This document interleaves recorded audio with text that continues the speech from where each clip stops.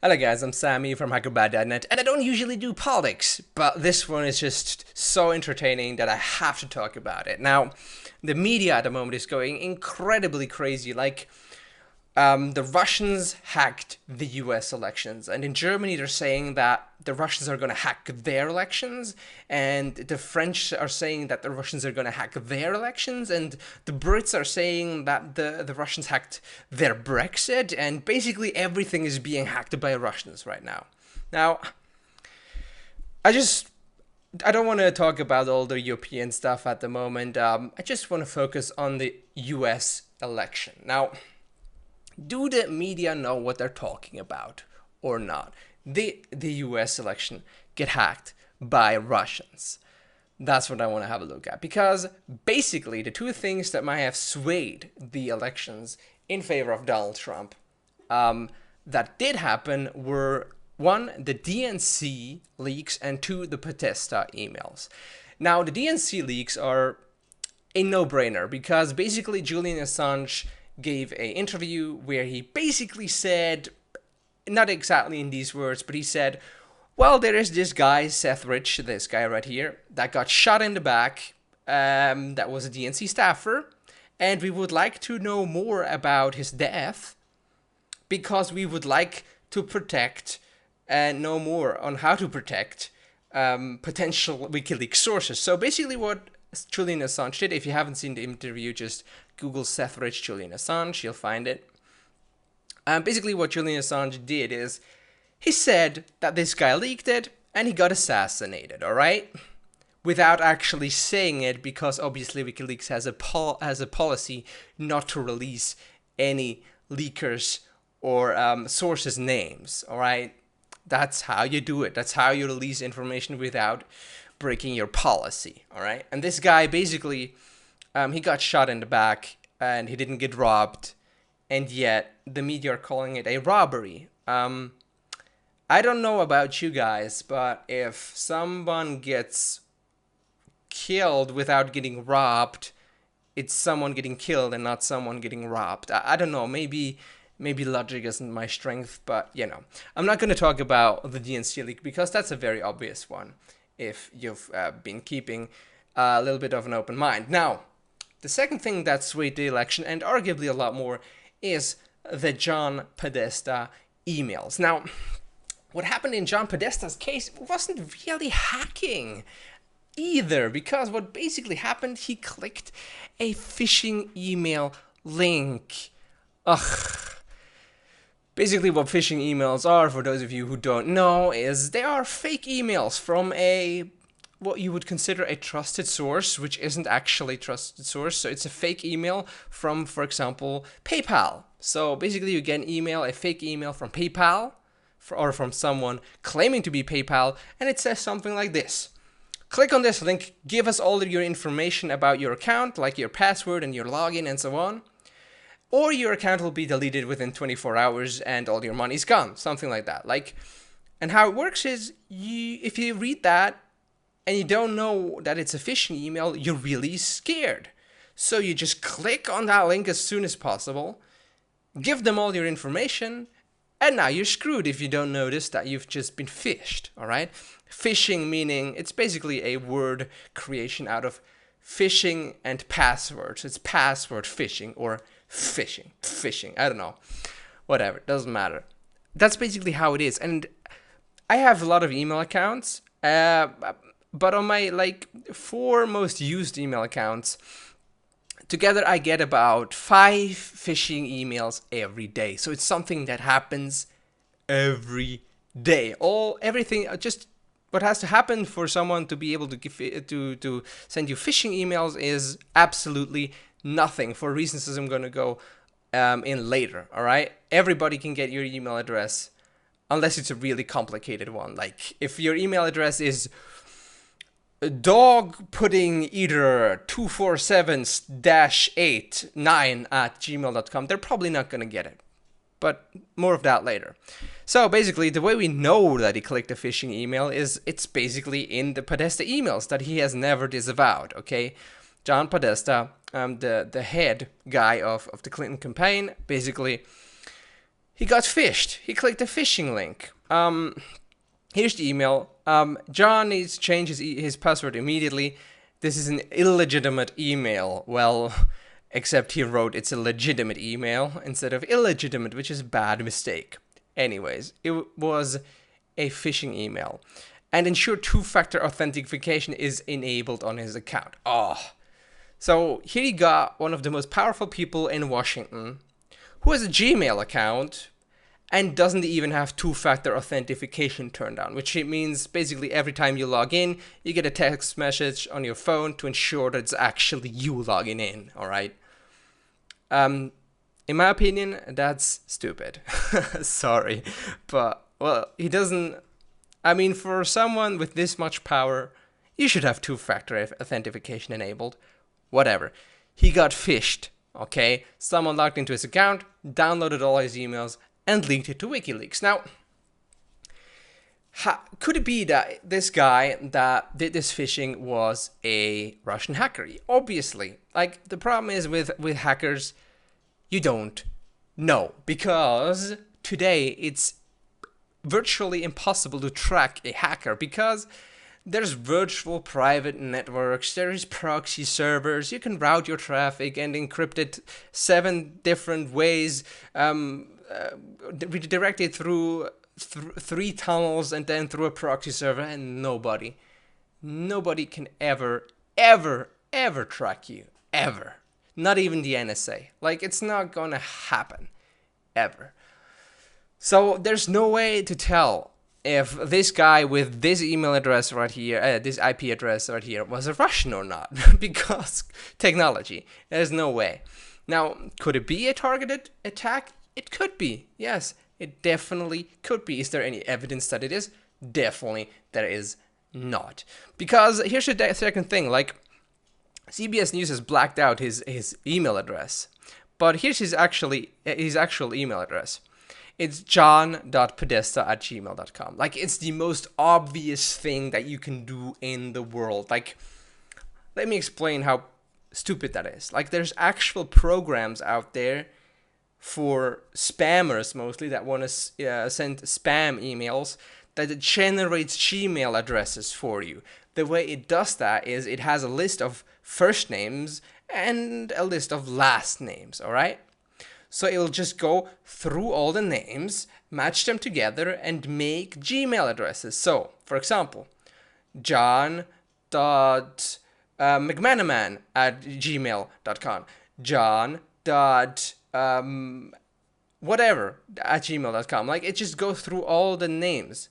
John.eisenfeld, john.podesta, you know? Just it goes through all the names and creates email addresses like that. So, again, like, if his email address was like fatboy78988sdx whatever at gmail.com, then it would be more likely that it was actually a targeted thing. But even then, all you basically have to do for a spammer or a phisher to get your email address is you get it onto a server, like you sign up for Facebook, for example, or whatever kind of service. That service gets hacked once in 10 years, all right? And the hacker just gets all those email addresses from that server, and believe me, there are lots of sites that you have signed up for with your email address that got hacked in the past. That's just something that happens. Websites get hacked, and those hackers get all those email addresses, and then they use them to phish people, all right? And that's just how it works. And what's also stupid about this email address is that it shows the hacker your actual first and last name, all right? If it was fatboy7389@gmail.com, they wouldn't be able to address you with your name, right? Like, they could say, hello, fatboy783, whatever. But in this case, the hacker or knows your first and last name, so they can actually customize the email to your name. Hello, John Podesta. Because the email address even gives away your name. That's stupid, in my opinion, okay? So, could it be that it was actually a directed hacker attack? Yes, it could be. Is it likely? No. No, it is definitely not. And what you also have to know is that hackers, okay, the people that do things like that, and I don't really consider phishing hacking, it's just more of a trick. It's like, haha, I got your data, but you gave it to me. It's not actually hacking at all. Um, there's very few actual hackers out there. Like most hackers, quote unquote hackers, what they do is they use prefabricated scripts that they get from some kind of paid website or whatever to exploit certain operating systems and so on, or they do phishing and stuff. So, or they make fake downloads so that people download a very simple virus or remote access program or whatever. Like, this is not sophisticated hacking in any way. Like, there's no indication that there would have to be a government behind it. Like, a guy in his mother's basement could do that with a budget of $0, basically. Anyone can do that. Anyone. There's no indication that there would be some a huge amount of money. Like if there was some sophisticated attack that that costs about $1 billion, then you could be like, yeah, how many people on this earth have $1 billion? Like that kind of would make it more likely for it to be a state actor. But in this case, that didn't happen, right? What you also have to know is the hacking community, like the people that are into hacking, usually, well, they are, at least the ones that I know that have been in those circles, they're generally very intelligent people, like really intelligent, and they're so intelligent that they go to school or they study. Some of them even study 2 disciplines at once at university, and they still have too much time because a lot of them are ADHS and they have an IQ of like 180, and they're incredible. A lot of them are incredible people, really. And they're intelligent. And the thing is, like, the media today, it lies. Okay? It lies. So a lot of those hackers, those quote-unquote hackers, those people, a lot of them very young, that have this spare time and that are doing hacktivism, like Anonymous, for example, they are very aware of WikiLeaks, for example, and they are very interested in truth and exploring truth, and they know that the media is lying because they're intelligent people with an IQ of 180. You can't really lie to a person like that. Like, they're the kind of person that knows that there were no weapons of mass destruction in Iraq. They're the kind of people that know that what happened on 9/11 with jet fuel melting steel isn't really scientifically something that happens, and so on. Like, they're intelligent people, and they tend to be on the side of truth. And if you have listened to Hillary Clinton lately, you know that she's not the most truthful human being on the planet. Obviously, I'm being slightly biased here, and I don't think Trump is perfect or whatever at all. Like, I think he's an arrogant twat, but Hillary Clinton is a pathological liar. And the hacker community as a general sense is interested in truth, and they hate liars, okay? They hate liars. That's what Anonymous and so on stand for. They stand for uncovering truth. They have principle. Like, it's kind of like almost chivalrous, right? It's very much virtuous. Not all of them are like that. Obviously, it's not all of them are the most chivalrous and virtuous people on the planet at all. But that's what the hacktivist community is about, right? And so, if any of these random hacker people from Europe or from the US or wherever got their hands by accident on the emails of a fairly important person in Washington, D.C., what they would do is they would leak them, okay? They would leak them. That's just how it works, because they know the value of it and they can't really make money with it, so they're just going to give it to WikiLeaks. So, while it's possible that this was a Russian attack, I'm not saying it's impossible. It is possible. I mean, as I said, it's impossible to actually track hackers these days. At least any hackers that know what they're doing. It's impossible. There's always that possibility that it actually was Russia. But then even if it was Russia, would that change the veracity of the emails? Would that change that these emails were legitimate and the contents were truthful? No, that wouldn't change anything. And if you're being fair, like the media in during these elections have been very much in favor of Hillary Clinton. Like, I think until the day of the election, Hillary Clinton was favored like 90% to 10% odds for her to win, which then changed obviously on election day. So can we exclude the possibility of it being Russian hackers? No, we cannot.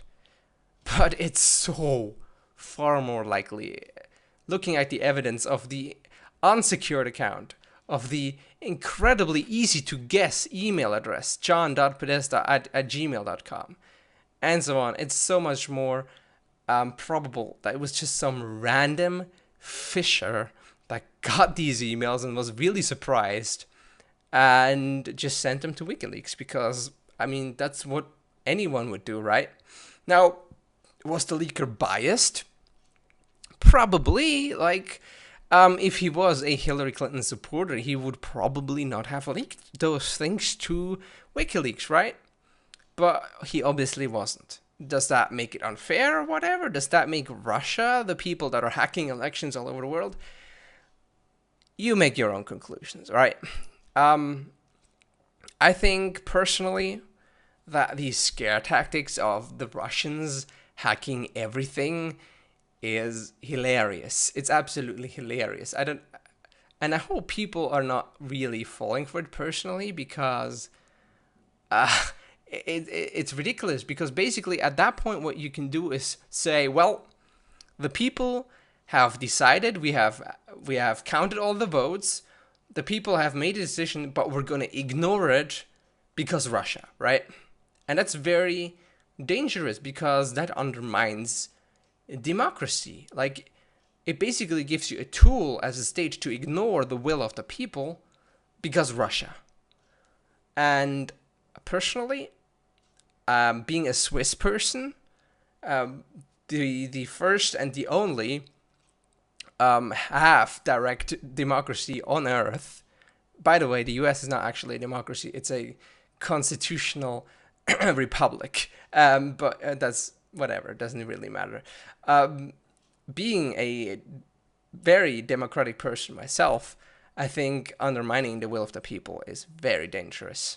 Very, very dangerous. Anyways, thanks you guys for listening. I promise I won't bother you with politics ever again, unless it's something hackerish and interesting. See you guys later. Goodbye.